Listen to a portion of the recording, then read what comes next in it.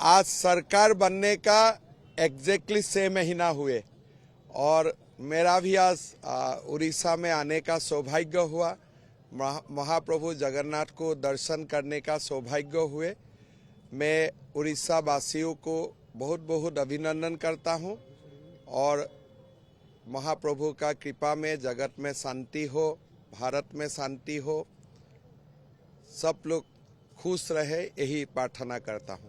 कैसे शांति होगा बांग्लादेश में? हिंदुओं संकट में है सर। देखिए यहाँ पे शांति कैसे आएगा? देखिए ये बहुत ही चिंता का बात है। जो भी बांग्लादेश में हो रहा है, ये एक प्रकार से जितना बार भी आप निंदा करें कम है। माइनॉरिटीज को कैसे प्रोटेक्शन किया जाते हैं, ये खाली भारत में ही आपको देखेगा।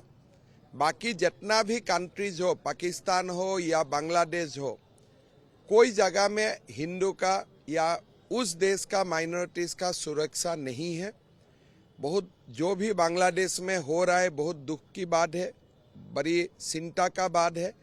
लेकिन मैं विश्वास करता हूँ प्रधानमंत्री जी कुछ ना कुछ डिप्लोमेटिक रास्ता से कुछ ना कुछ करेगा और हमारे हिंदुओं को सुरक्षा के लिए काम करेगा। आपकी सीमा पे बांग्लादेश है।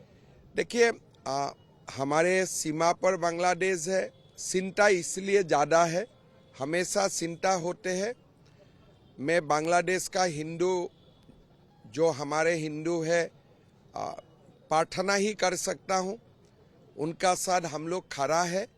और मैं ये भी निश्चित हूँ कि प्रधानमंत्री जी ने अभी अभी हमारे फॉरेन सेक्रेटरी को वहाँ भेजे थे और मैं ज़रूर विश्वास करता हूँ कि वहाँ में भी प्रधानमंत्री जी का कूटनैतिक पहलू से जरूर शांति आएगी। सर इसी संकट के टाइम पे अभी विरोधी क्यों चुप है? राहुल गांधी क्यों चुप है? देखिए राहुल गांधी हो या जो कांग्रेस का इंफ्रास्ट्रक्चर हो, ये कभी हिंदू का पक्ष में है ही नहीं और यही लोगों का कारण हमारा देश में भी अस्थिरता आते हैं।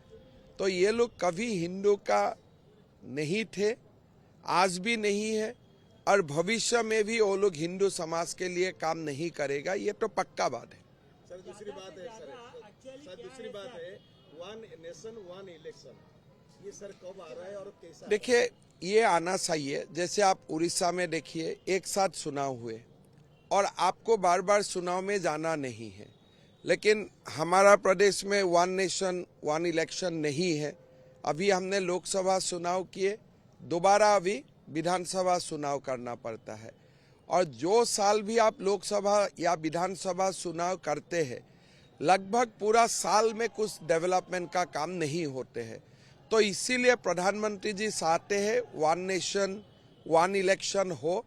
हम लोग इसको पूरा समर्थन करता हूं और मेरा मानना है कि ये भी जो अमेंडमेंट है, कॉन्स्टिट्यूशनल अमेंडमेंट है, प्रधानमंत्री जी इसको भी स्वीकृत करवा ही लेगा। 2027 में होगा आपका तो अभी?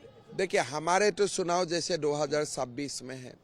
अगर कोविंद जी का जो रिपोर्ट है वो रिपोर्ट अगर स्वीकृति मिल जाते हैं तो 2029 में हमारा चुनाव दोबारा होगा। जैसे सरकार खाली 3 साल के लिए बनेगा, फिर 5-5 साल के लिए बनेगा, लेकिन ये जो अमेंडमेंट है इसको पास करवाना पड़ेगा लोकसभा राज्यसभा में विथ 2/3 मेजोरिटी। तो प्रधानमंत्री जी करेगा जरूर। सर दोबारा आज आप आए थे जगन्नाथ धाम मूल पीठ में, अभी दीघा में जगन्नाथ जी का मंदिर इनॉग्रेशन हो रहा है। देखिए जहाँ जगन्नाथ जी विराज करता है वही तो जगन्नाथ का मतलब ये स्थान, और बाकी तो ये तो स्वर्ग है ना।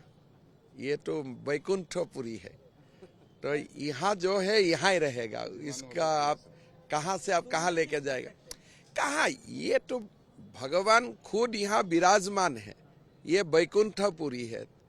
भगवान जगन्नाथ, बलराम, सुभद्रा ये स्वयं विराजमान है। ये मैं असम में जगन्नाथ मंदिर बना सकता हूँ, बहुत बनाता है, लेकिन वो जगन्नाथ मंदिर हम प्रेरित होके बनाता हूँ, लेकिन जगन्नाथ मंदिर तो खुद नहीं जा सकता है ना। ये तो भगवान ने खुद यहाँ आके बैठा हुआ है। अभी नवीन जी भयभीत है क्या?